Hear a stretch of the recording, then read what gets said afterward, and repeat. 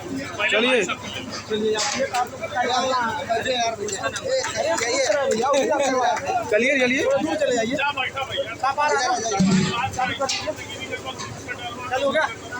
नमस्कार, आप press Ramota live देख रहे हैं। अभी मैं घोसी में हूँ और घोसी में चुनाव जोर तौर पे चल रहा है।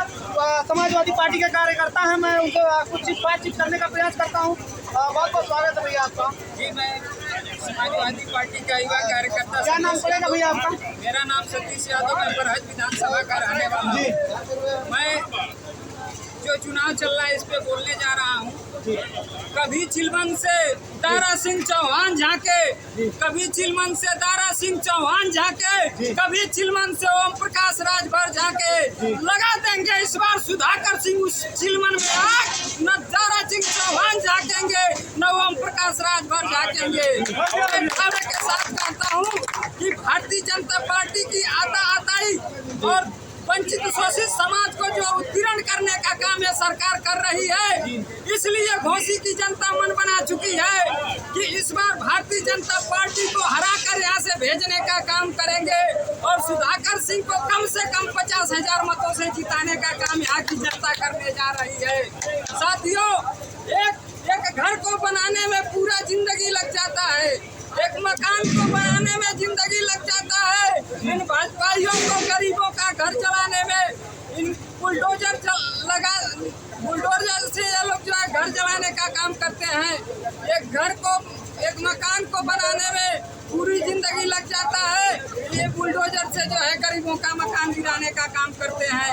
नौजवान महंगाई से आज जनता इतना त्रस्त आ चुकी है कि आज सब्जी का रेट उठा कर देख लीजिए।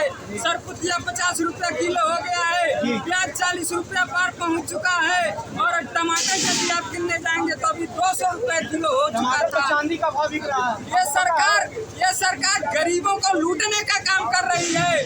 गरीबों को जो है रोजगार तो देना नहीं है इनको। यदि गरीब व्यक्ति 4 दिन किसी तरह मजदूरी करता है तो वो भी ये लोग दाल सब्जी तेल में ही खा जाते हैं। बीजेपी के सरकार राशन दे रहे हैं, उससे आप नहीं संतुष्ट हैं? ये बताइए, राशन दे रही है। अभी सिलेंडर का रेट 1,000 रुपये है। 5 किलो राशन से क्या गरीबों का गुजारा हो जाएगा? इतने लोग तो उसी पे जी रहे हैं। सर ये बताइए, अपने बच्चों को कैसे पढ़ाएगा, कैसे फीस का? आज कन्वेंट स्कूलों में चले जाएंगे तो 10,000 रुपया केवल नामिनेशन कराने का फीस लगता है। नामिनेशन कराने का 10,000 रुपया लगता है। और यदि सरकारी विद्यालय की वो दशा है कि टीचर जो है आपस में बात करते हैं और बच्चे खेलते हैं, वो बच्चे कहाँ चले जाएंगे उसका पता होता नहीं चलता है। ऐसी आताई सरकार जो पिछड़ों, दलितों, वंचित, शोषित को प्रताड़ित करने का काम करती है, इस सरकार को उखाड़ फेंकने की जरूरत है। मैं आप सभी मीडिया साथियों से बता देना चाहता हूँ कि ये 24 का शुरुआत है। सुधाकर सिंह जो है 23 में चुनाव जीतेंगे और 24 में बीजेपी यहाँ से चली जाएगी। ये दावा के साथ कहना चाहता हूँ। दलित, मुसलमान और जो भी इस सर्व समाज के लोग मन बना चुके हैं कि इस बार जो है केंद्र से हटा देना है भारतीय जनता पार्टी की सरकार को। हो रहा है। बाबा मुख्यमंत्री योगी आदित्यनाथ महाराज जी कहते हैं कि माफिया को मिट्टी में मिलाते हैं, आपका शोषण हो रहा है। कल साथियों इसी घोसी विधानसभा की बात आपको बता रहा हूँ। डिप्टी सीएम ब्रजेश पाठक जी का कपिला जा रहा था, एक दलित समाज के व्यक्ति को साइकिल के साथ दरोगा ने फेंकने का काम किया। अब इससे बड़ा उत्पीड़न क्या है? एक मंत्री के सामने किसी व्यक्ति को फेंक दिया जाता है। यही नहीं, थाने में चले जाइए, किसी गरीब का बिना पैसा लिए काम नहीं हो सकता है और पुलिस वाले उल्टा उसको गाली देकर भगाने का काम करते हैं। आप इस सरकार की खूबियां मैं बता देना चाहता हूँ। ये सरकार उत्तर प्रदेश का तो विनाश की है, अलग बात है, ये देश का भी विकास विनाशकारी सरकार है। जितने शासनकाल उत्तर प्रदेश के पूर्व मुख्यमंत्री अखिलेश यादव ने जो काम किया था, आज सारे काम पेंडिंग में पड़े हैं। मऊ और देवरिया का जोड़ने वाला जो बराज का पुल था साथियों, वो भी वैसे आधर में पड़ा हुआ है। आज 8 साल हो गया, 8 साल में उसका कार्यकाल पूरा नहीं हुआ। यही नहीं, जो यहाँ से दारा सिंह चौहान चुनाव लड़ रहे हैं, वो मधुबन विधानसभा में चले जाइए, वो सारी सड़कें खंडहर हो चुकी हैं। ये बताइए वो क्या घोसी का विकास करेंगे?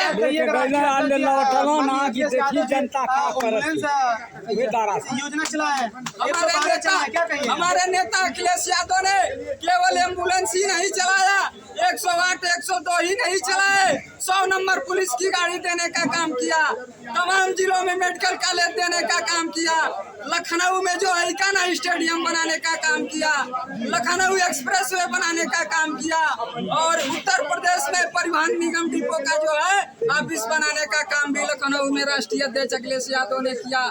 सभी जिलों में जो है सड़कों को, सभी जिलों को मंडलों से जोड़ने का काम अखिलेश यादव के सरकार में किया गया। यही नहीं, उन्होंने रुका हर एक गरीब के बेटे को लैपटॉप तक देने का काम माननीय राष्ट्रीय अध्यक्ष योगी आदित्यनाथ महाराज की कहते हैं विकास की गंगा बह रही है, इस पे क्या कहिए? साथियों, ये झूठ का पुलिंदा है। बीजेपी ने जो काम में चढ़ के कहते हैं कि योगी आदित्यनाथ महाराज की विकास की गंगा बह रही है, ये झूठ भारतीय जनता पार्टी का झूठ का ये पुलिंदा है। अखिलेश यादव जी के कामों पे ये लोग लेबल लगा लगा कर कहते हैं कि ये हमने काम किया है। आपको बता देना चाहता हूँ, जहाँ भी आप जाएंगे आज सारी सड़कें टूटी पड़ी हुई हैं। यही नहीं, हॉस्पिटल चौपट हो चुका है, स्वास्थ्य व्यवस्था चरमरा गई है, और 3 मंत्री जो हैं, एक बिजली मंत्री जिनको बिजली गुल मंत्री कहते हैं, बिजली गुल मंत्री, स्टूल मंत्री और छापामार मंत्री, ये तीनों मंत्रियों के बारे में बता देना चाहता हूं साथियों। मीडिया पर आके लोग बड़ी बड़ी बातें तो करते हैं, लेकिन किन विभागों की हाल आप लोग जानते होंगे। हॉस्पिटल में चले जाइए, दवा का आता पता नहीं है।